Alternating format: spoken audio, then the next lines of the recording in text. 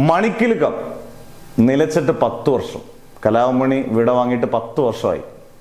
കലാഭവൻ എന്ന് പറയുമ്പോൾ നമുക്ക് ഏറ്റവും പെട്ടെന്ന് എനിക്കൊന്നും മലയാള സിനിമയിൽ ഈ 10 വർഷം കഴിഞ്ഞ് ഒരുപാട് പേര്, ഒരുപാട് പ്രഗത്ഭരും സാധാരണപ്പെട്ടവരും എല്ലാം വിട വാങ്ങിയിട്ടുണ്ടെങ്കിൽ ഏറ്റവും കൂടുതൽ നമുക്ക് ഭയങ്കര വിഷമം കലാഭവൻ കാര്യത്തിലാണ്. കാരണം ഒരു സാധാരണ നടൻ മാത്രമല്ല, അസാധാരണ നടനാണ്, ഭയങ്കര പാട്ടുകാരനാണ്, നാടൻ പാട്ട്, ബാക്കിയുള്ള എല്ലാ സാമൂഹിക വിഷയങ്ങളിലും ഒക്കെ ഉള്ള ഒരാൾ, എല്ലായിടത്തും ലൈവായിട്ട് കാണുന്ന ഒരാൾ, ഒരു ചിരിച്ച കലാഭവൻ. ആ ഒരു ചിരി എന്ത് ഫേമസ് ആണ്, ആ ചിരി എല്ലാം കൊണ്ടും കലാഭവൻ നിറഞ്ഞു നിൽക്കുമ്പോഴാണ് കലാഭവനിയുടെ മരണം. ഭയങ്കര ഷോക്കായിരുന്നു. മലയാള സിനിമയ്ക്ക് നല്ല കലാഭവൻ അറിയാവുന്ന, തെന്നിന്ത്യയിലൊക്കെ അത്രയും ഫേമസ് ആയ നടനാണ്. തമിഴിലും തെലുങ്കിലും ഒക്കെ പോയി തകർത്തഭിനയിച്ച് വില്ലനെങ്കിൽ വില്ലൻ, ഏത് റോള് വേണമെങ്കിലും എടുക്കുന്ന ആൾ. അങ്ങനെ ഒരാൾ പെട്ടെന്ന് ഒരു സുപ്രഭാതത്തിൽ മരണം.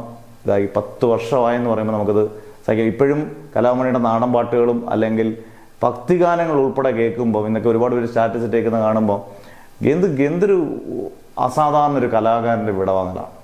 ശരി, നേരത്തെ ആയി പോയി എന്ന് നമുക്ക് എപ്പോഴും തോന്നുന്നൊരു വിടവാങ്ങൽ. എന്തായാലും മണിനാഥം ഒരിക്കലും നിലയ്ക്കത്തില്ല. അദ്ദേഹത്തിൻ്റെ പാട്ടുകളും അദ്ദേഹത്തിൻ്റെ നടന വിസ്മയങ്ങളും എല്ലാം നമ്മൾ കണ്ടുകൊണ്ട് ഓരോ ദിവസങ്ങളിങ്ങനെ മുന്നോട്ട് തന്നെ പോകും.